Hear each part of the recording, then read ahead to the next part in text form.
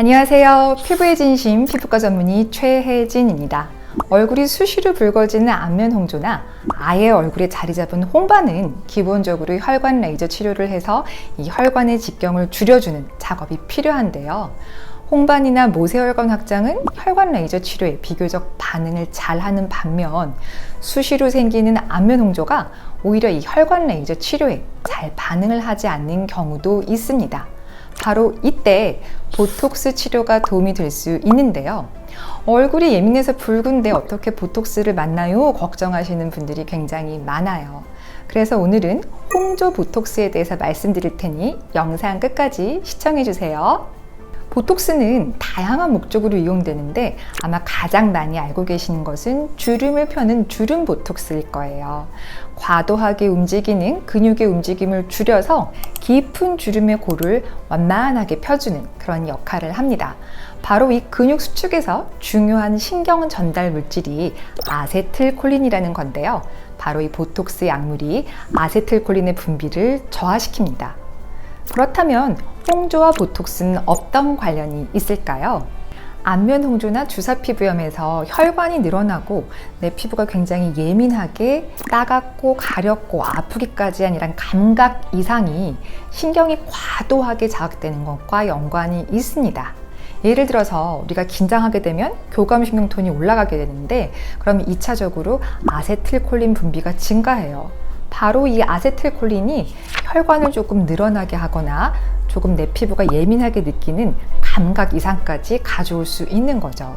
그렇기 때문에 보톡스 시술을 통해서 이 아세틸콜린 분비를 저하시키면 혈관이 늘어나고 피부가 조금 예민하게 느꼈던 감각이 저하되는 등 증상이 조금 조절될 수 있는 장점이 있어요. 게다가 보톡스는 이렇게 예민한 혈관 반응만 줄여주는 것이 아니고 염증도 조금 줄여줄 수 있는데요.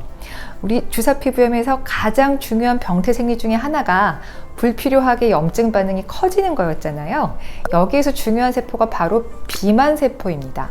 비만세포는 쉽게 말해서 굉장히 폭탄들을 많이 가지고 있는 세포인데 바로 이 비만세포가 자극이 되면은 가지고 있는 폭탄들을 떨어뜨려서 염증을 많이 크게 키우는 역할을 해요. 그런데 바로 보톡스가 이런 비만세포를 조금 안정화시켜서 가지고 있는 폭탄을 조금 터뜨리지 못하도록 하는 역할을 하기 때문에 염증도 조금 가라앉혀주는 역할을 할 수 있습니다.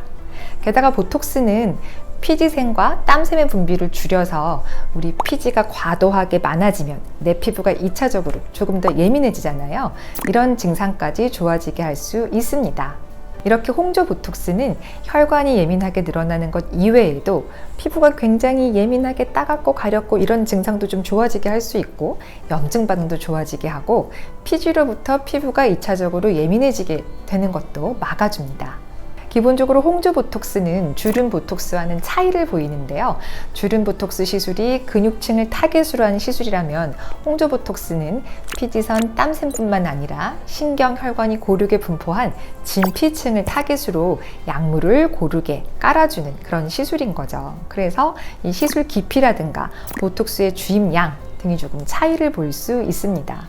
그래서 표정은 어색하지 않게 하면서 이런 유효한 효과를 보게 하기 위해서는 시술자마다 조금 방법도 다르고 굉장히 섬세한 시술입니다. 보톡스는 6개월이 지나면 자연스럽게 치료 효과가 떨어지기 때문에 반복 시술이 필요한데요. 그래서 혈관 레이저라든가 또 혈관 톤을 좀 비교적 일정하게 유지시켜 줄 수 있는 베타 차단제를 같이 먹었을 경우에 이런 보톡스 시술과 좀 더 시너지를 발휘할 수 있는 것 같아요. 그래서 6개월이 지나도 이런 시술과 좀 병행했을 경우에는 완전히 치료 전의 상태로 돌아오지는 않는 것 같습니다. 물론 보톡스 치료로 안면 홍조를 교정한다는 것이 사실은 좀 재발을 할 수 있고 근본적이지 않다고 생각해서 망설여질 수 있습니다. 하지만 조절이 되지 않은 안면 홍조가 얼마나 불편해요. 사람 만나는 것도 조금 꺼려지고 내가 중요한 발표를 해서 조금 긴장이 되고 있는 이 마음을 좀 감추고 싶은데 이 감정이 여실히 안면 홍조로 조금 발현이 되니까 굉장히 조금 그런 상황을 피하고 싶죠. 그래서 나도 모르게 사회적으로 조금 위축될 수 있습니다. 그래서 이렇게 조절이 되지 않는 안면 홍조를 보톡스로 치료를 해주는 것은 기본적으로 삶의 질을 좀 높여줄 수 있는 그런 좋은 치료라고 저는 생각해요.